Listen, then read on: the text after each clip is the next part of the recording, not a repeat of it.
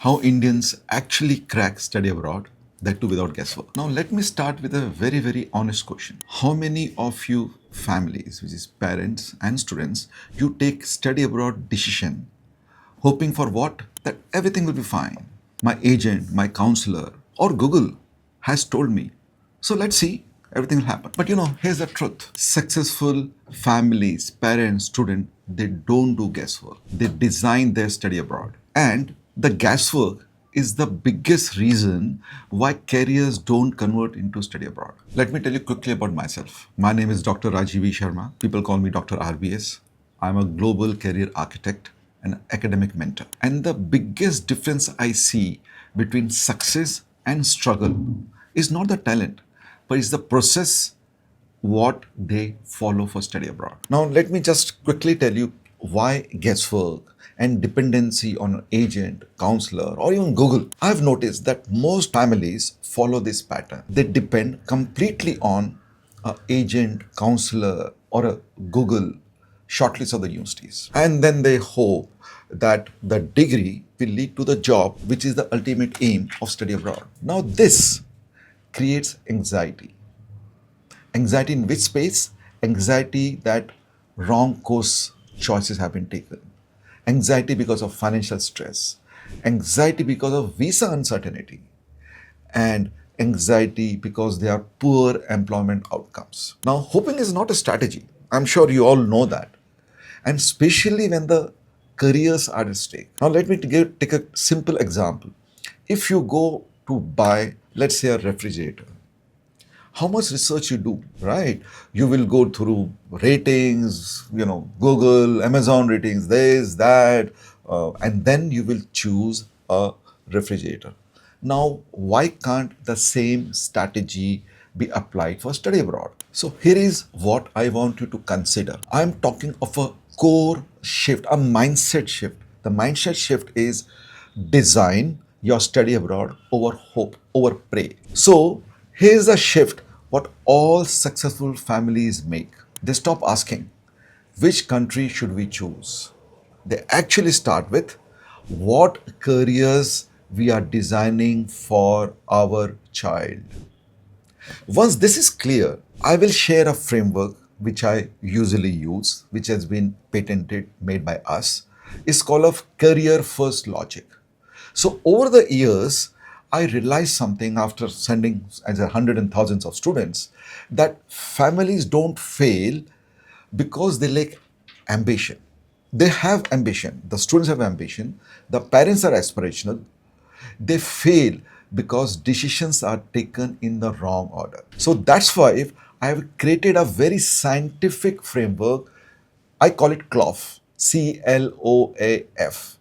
Now, not to complicate things, but to remove confusion. So this CLOAF methodology has been made to remove confusion. Now, CLOAF simply helps students move step by step. The steps are, for example, from career clarity to learning and skill building, to opportunities and employment, to admission and execution, and finally to future outcomes. Now, when decisions follow a structure, all guesswork disappears. So after we have seen those 6 areas, let's look at the decision sequencing, what sequence they should follow. And here is a correct order. And most successful students and families which come to us, where we help them, they follow. So the first step is career clarity. Career clarity means what? You need to be clear which role are you, if you are a student or a parent, they are ultimately aiming for. So that's what we call is a vision goal for career.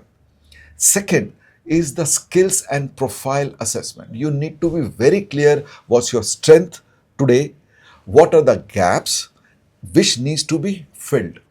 The third is financial planning. Financial planning means you need to look at what is affordable, what is comfortable for you as a family without actually hitting your retirement nest, and what is risky.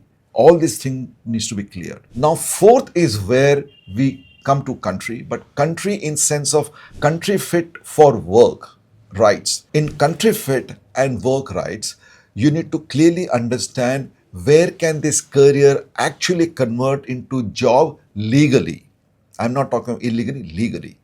And obviously, the fifth area is the university and the course selection. After you've done the four steps, now here you choose institution that support the plan you have made in the first four step.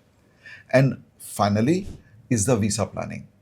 Now, this is the execution step which I spoke. There is no guesswork here, as you would have noticed. So when this sequence is followed, mistake reduce dramatically. You will find a lot of difference in the decision you take. But when you reverse it, like country first, we usually do, stress will increase, emotional, financial, and professional. All of it increases dramatically. Now, let's look at what is the end result. The end result, what I call is outcome focus, which is job after study. So let's speak about that area. Now, families often ask me one simple question when they come for study abroad. Sir, post this degree, will my child, will I get a job? Now, my honest answer is not because of hope, not because of ranking, not because of somebody promised you. Jobs only come when your career direction is clear, your skill match the market demand, the country allows the work rights, the universities where you are doing your education support the employability. So outcome comes from design and not luck. Let me restate what I'm saying. I'm saying that guesswork will create anxiety. The frameworks, as I have spoken to you earlier in this video, will create confidence. If you as a family is planning study abroad, don't rush taking decisions hoping that they will work. Design those decisions. And the framework, a single line framework which I have created is called career first, country later, process always. Now, if you want to know more details about it, you can talk to my team so that you can leave the guesswork behind and you can plan your study abroad. I have now given a link in the description. Click and find out more about it. Put your comment down on the video. Thank you.